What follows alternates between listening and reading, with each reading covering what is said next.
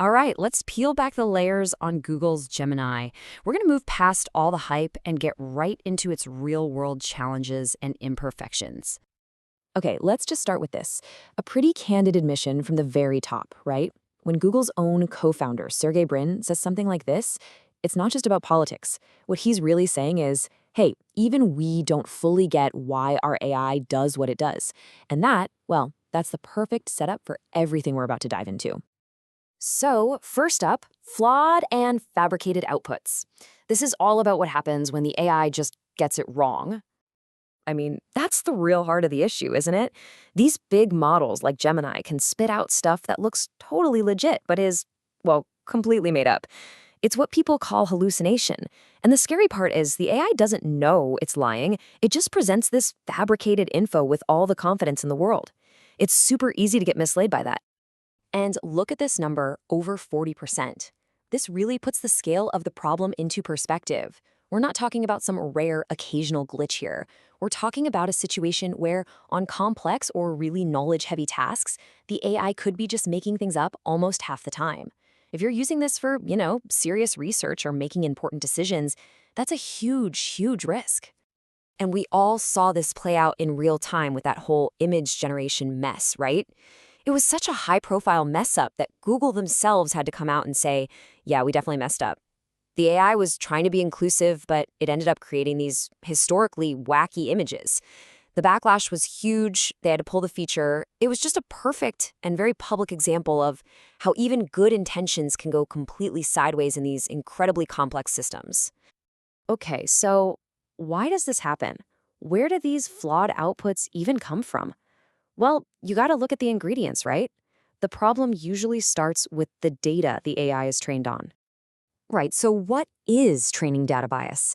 Think of it this way.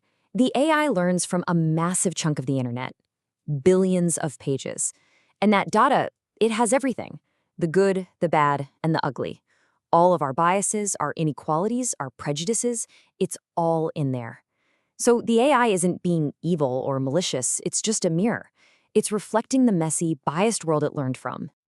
And this isn't some academic theory, The people who actually build this stuff, the AI practitioners, they see it every day. More than 70% of them say they've hit problems with bias in their own work. That just goes to show you how widespread this challenge really is for the whole industry. Okay, so this chart points to another tricky data problem, memorization. Basically, this is when the AI just regurgitates, word for word, something it saw in its training data. If you look at this chart, you can see the older models had a pretty noticeable rate of doing this. But the newer Gemini models, way better, a much lower rate. So yeah, that's a huge improvement for sure. But the fact that it still happens at all just shows you how tied the AI is to its source material. Now, this is where it gets really important. We're talking about personal information. And the good news, as you can see here, is that with the newest Gemini models, they found 0 cases of it memorizing personal info during testing. That is a massive win for privacy. But the fact that this was a problem with older models shows just how high the stakes are. It's a constant worry for everyone working on this stuff. All right, so let's imagine for a second the data was perfect. Well, you'd still have problems because it's all about how the AI is used and misused.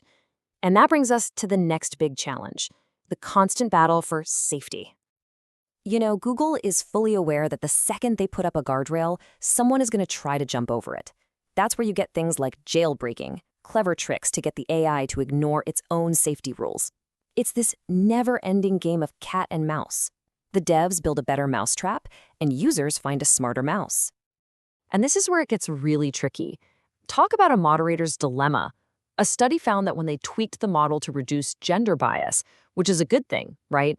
It had this completely unexpected side effect. The AI became more tolerant of violent content. It's like a game of whack-a-mole. You fix one problem, and another one pops up somewhere else. It's a massive challenge. And believe me, the stakes here are incredibly high. I mean, Google is literally testing these AIs to see how good they are at hacking. This chart shows you their performance on these cybersecurity challenges. And you can see a clear trend. The newer models are just getting better and better at it. So as the AI gets more powerful and capable, well, the need to keep it safe and secure becomes that much more urgent. Okay, so we've talked about data and safety. But there's another piece of this puzzle that's often totally invisible. It's like the person behind the curtain. We need to talk about the hidden human workforce, the people who actually polish this AI. So behind this slick, seemingly autonomous AI, there are thousands of real people, human raters. Their job is to give the AI feedback to help it learn. But here's the thing. Reports have come out that a lot of these workers feel completely disillusioned. They're talking about being overworked, underpaid, and rushed by impossible deadlines. And the worst part, they feel like they're being forced to put a stamp of approval on a product that they don't even think is safe. I mean, just look at their workflow. On paper, it sounds straightforward, but in reality, the pressure is insane. These raters are saying that a task that really requires a good 30 minutes to do right, to properly read, fact-check, and rate a response, has been cut down to just 15 minutes. So you have to ask yourself, how good can that human feedback really be when the people giving it are under that much pressure? All right, we've peeled back a few layers here. The outputs, the data, the people. Now let's get to the very core of it. We're talking about deep technical cracks, the fundamental flaws in the technology itself. First off, latency spikes. Even an AI as powerful as Gemini can get bogged down. When lots of people are using it, response times can jump by up to 20%. And that might not sound like a lot, but you feel it. It's what makes the AI feel laggy and slow right when you're trying to get something done. Next up, workflow friction. This is a big one for developers.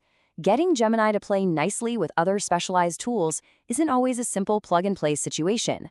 Sometimes they have to build custom connectors from scratch, and that can take up a huge chunk of a project's time and money. It just slows everything down.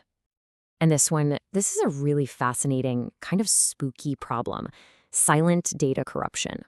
See, at the massive scale Google operates at, even super rare hardware failures happen all the time.